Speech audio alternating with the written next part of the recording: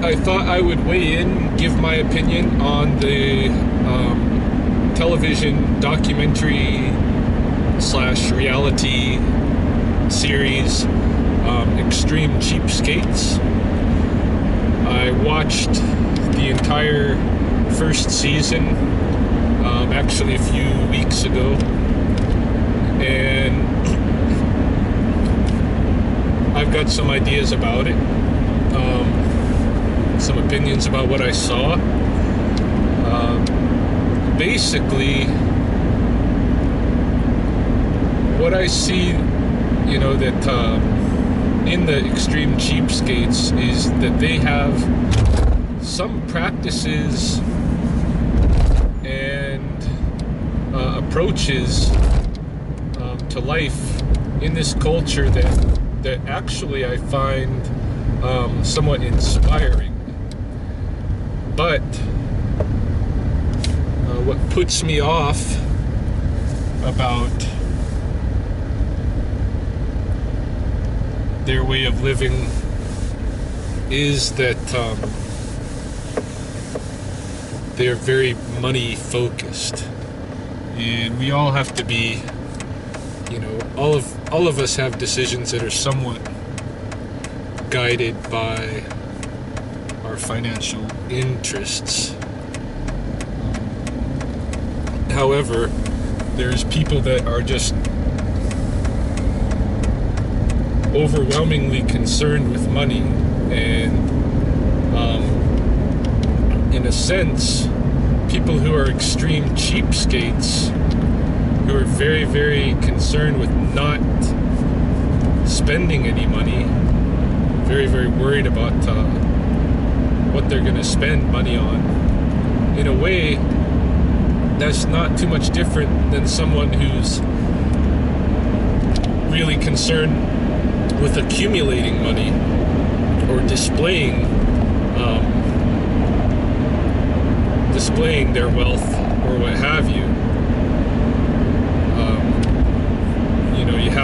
You have say rich athletes, for instance, really rich athletes who might get all kinds of fancy cars and really nice clothes and jewelry and all this kind of stuff, to kind of like show off their wealth, display their wealth.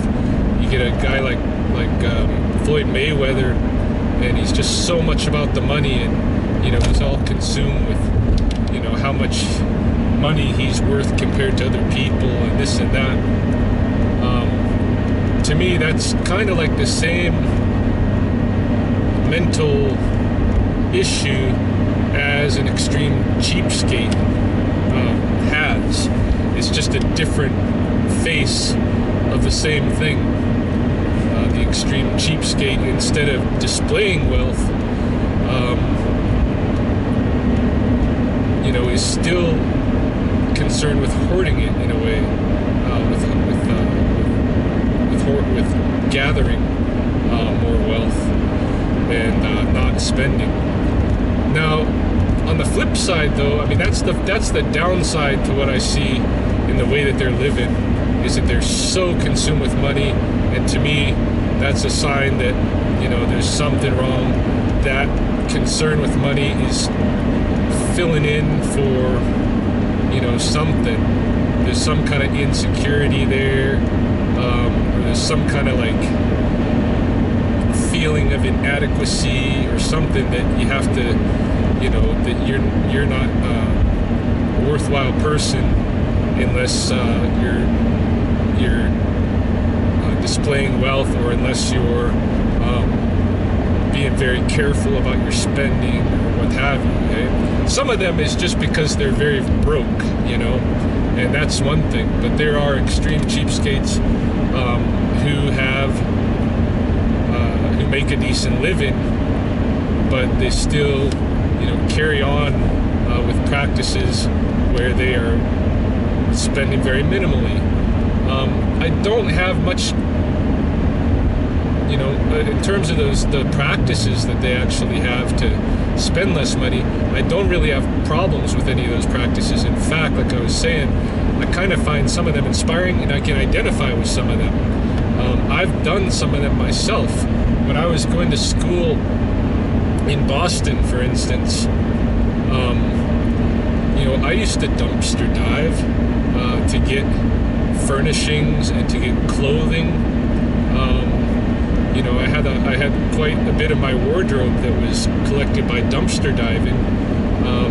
And I stopped going to the laundromat. I used to just bring my laundry into the shower with me, as you see on some of the episodes of Extreme Cheapskates, where people would just bring the laundry into the shower, and the soap that they're using, to wash themselves, going onto the clothes as they're rinsing off, and then that soap, you just stomp on your wet and sudsy clothes a bit, to kind of get things mixed up in there and everything, and then rinse those clothes off, hang them up to dry, and you got clean clothes. So I used to do that too. I know what that's like. They had people in the Extreme Cheapskates that were taking people's used, people that are eating in a restaurant, they didn't finish their meal, and the guy would go over and ask him if he could pack up what their leftovers and take their leftovers. I haven't gone to that kind of extreme, but I have certainly, I think even in a recent video when I was staying in a hotel, I will take, in the hotel, sometimes people get the room service, and then they leave their trays and stuff outside their door. Some of those trays will have nice food on it that's not been touched at all, things like fruit and that kind of thing. I'll take those. Or if I'm at a function or something, and they've been feeding everybody, but there's a bunch of leftover food or whatever, I'll take that food. Haven't gone to the extreme of somebody's eating half a piece of lasagna and I'm going to take the other half a piece of lasagna. Haven't done that, but I'm not saying that I never would. I'd probably, if I was to do something like that, I'd probably cut off anything that looked like they had bitten on it or something, because I don't want anybody's whatever they might have in their mouth. But leftover food is often just thrown away, and so I can relate with wanting to salvage whatever food's available. I mean, myself, I'll stop and pick up roadkill, or even if a deer got hit, I'll stop and cut it open and take some of the meat from it. And to me, that's dinner. I don't mind that at all. In some ways, some of the things that I do are very much, if not identical, to what the cheapskates do, the Extreme Cheapskates. They had these people that were in the shows that were not wanting to flush their toilets, and so they might pee in a bottle or something, and go and dump it outside. I've actually done that before myself too, for different periods of time where I didn't, but it wasn't. The difference is, in all my cases, the things that I would do that are identical to the things that the Extreme Cheapskates would do. I would be motivated to do those things because of an ecological responsibility. I think that the way that we're living in the mainstream culture is not sustainable, and that we should be making better decisions in our daily personal lives, not waiting for governments to put a stop to global warming or to save energy or whatever. So we need to actually take matters into our own hands to act ecologically responsible in this world that we're in, this life system that we're a part of. And what that entails to me is that we're we're gonna have to give up some of our conveniences and adopt different practices. And some of those practices are part of what's displayed in the Extreme Cheapskate shows. You know, the idea of not wasting food. You have these people that are dumpster diving for food in these Extreme Cheapskates, and you got the guy collecting people's food at the restaurants, these kind of things. What that comes down to, of course, they were motivated by, you know, they didn't have to spend money or whatever. I think that's a wrongful motivation, but the practice is something we need to consider. And the practice is not being wasteful of food. There is so much food waste. It's ridiculous.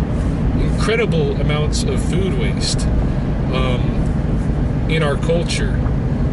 And that is part of a huge part of the ecological impact that we're having.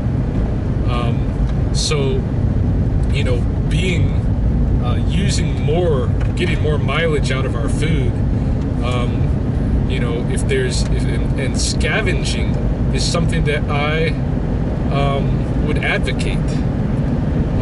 Scavenging and foraging and gardening, you know, any way to have your food become more, your food become more sovereign, I guess they call it, food sovereignty, where you're not reliant on the global trade network for food.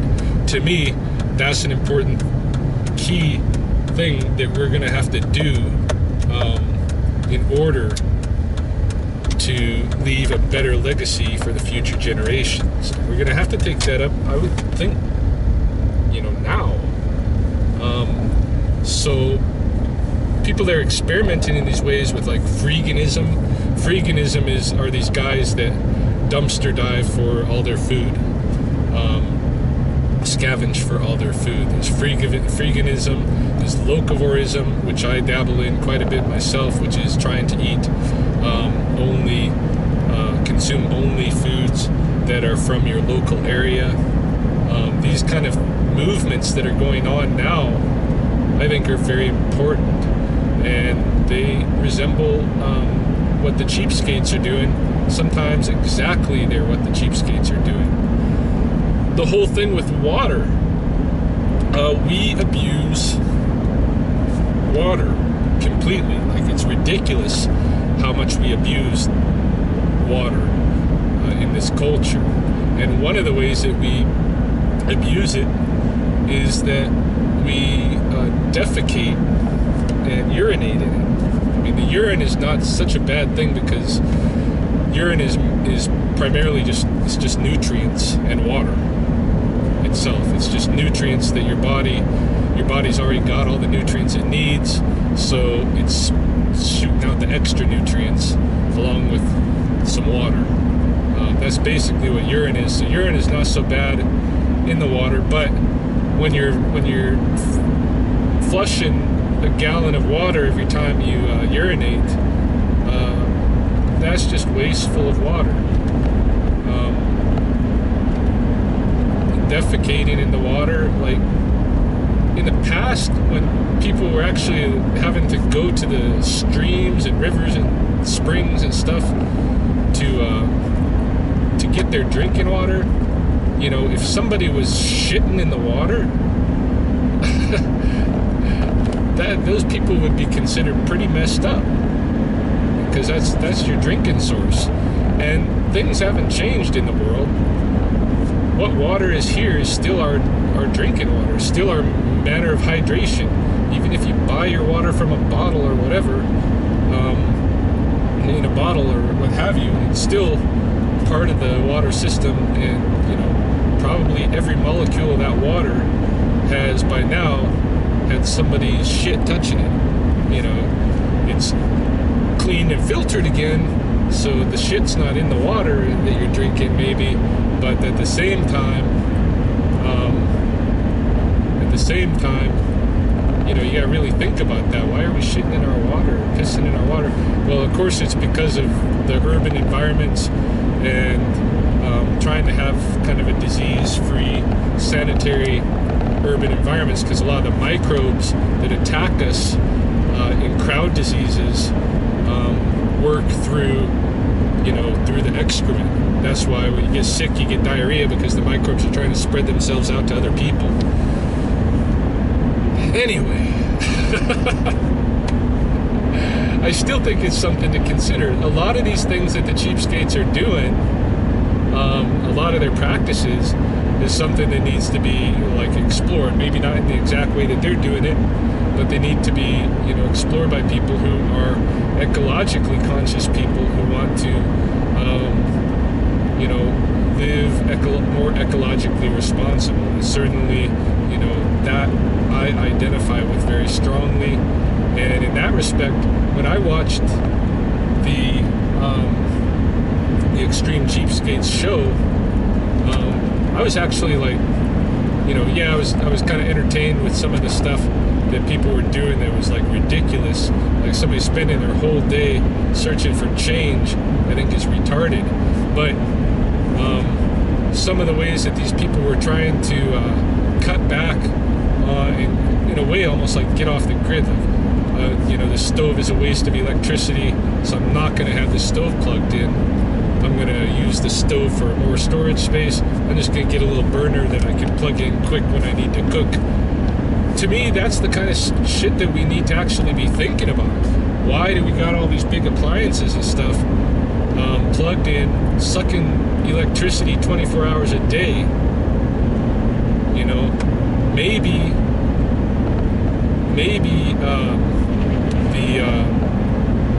the kind of the money puzzle of trying to figure out how much you're spending to do that is one way to motivate people toward different practices. Ultimately, though, it's the practices that I'm concerned with, and I think we should be like unplugging. I think we should be like going without, you know, a lot of these different conveniences that we have that are just over the top, that are putting other species and putting the whole welfare of the life system in jeopardy, or at least our part in that life system in jeopardy, just because of conveniences. And to me, you know, by analogy, you can even look at it like working out. If you haven't worked out and you've just been like lazy and stuff, or you haven't, you know, you just haven't been into working out your whole life or whatever, you might start coming down with, you know, you might have weight problems, and you might start coming down with different health issues and stuff like this. And then you might think, well, I should make some changes and start working out so I don't have these health issues. And what you find out if you actually, you know, do it and get into it is that that sitting around and doing nothing and not having regular physical exercise in your life, that's just a habitual thing that people can, you know, pick up as a habit from doing it. And it's comfortable and it feels convenient and all of this. And to work out, for someone that's been doing that, that has that habit, to work out does not feel convenient at all. It's very, you know, it feels very tough and all of that to do, and a big hassle. But at the same time, if you stick with the workout over a period of time, you're going to find that you're actually start developing a workout habit, and which this might at this point be considered like a kung fu, when you've got, you know, something that you're constantly trying to improve on, and you may find that your body starts calling to you to exercise it, that you're drawn to exercise, that you get joy out of it now, instead of feeling like it's a hassle and an inconvenience. And I I think the same thing, the same kind of analogy can be put to the conveniences in some of the material ways that we're living, where, you know, we don't want to break these habits because it feels inconvenient to do so. It feels inconvenient to, you know, have to be concerned about making every, you know, good use of all of our food, and trying to find the places locally to get food that's doesn't, you know, come shipped in from South America or something like this. You know, it feels inconvenient to have to go through all that kind of stuff. But if you get into it, then you might, and you do it for a period of time, and you might start finding joy in it, and actually, you know, taking pride in locavorism, for instance, or in freeganism. You might start taking pride in how you ate, you provided food for yourself all month. You never had to pay anything for it, and it all came from local sources. You know, if you can get to that point, that's something to be proud of, and you may find some joy in it if you get to that point. You know, not having all these bills because you've cut out cable and you've cut out a lot of your electricity use, and you've cut out a lot of your use of heating or air conditioning when it's, you know, when it's not necessary, and all this kind of stuff. Somebody that gets into that is going to be kind of, you know, they're going to be proud of it. Some of the extreme cheapskates that we saw in the show were obviously very proud of what they had accomplished in their lifestyle. So they're finding joy in this, and it's not an inconvenience to them. So, you know, for me, again, I think it is a problem when your life is that focused on money. On the other hand, for me, the practices in the show, though they seemed extreme, to me, those aren't extreme. I mean, those are just some of the practices in ways we need to adopt, I think. And, you know, people will view them as extreme, but then, you know, a fat guy is going to view working out 2 hours a day as extreme. And that may not be extreme to an athlete, to a professional athlete that works out 8 hours a day. That might be extreme, you know, but to somebody who works out an hour or 2 hours a day, that's just a healthy lifestyle. That's not extreme. And it's the same thing with the extreme cheapskates. Some of what they're doing is just a healthy ecological responsibility. Unfortunately, the rationale that they have in their head, though, that's mixed up because they're all concerned with money. That's my opinion. So yeah, I just thought I'd put that out there. I'd weigh in on the whole discussion about the extreme cheapskates, and I hope they do another season of it because I'd like to see more of it myself.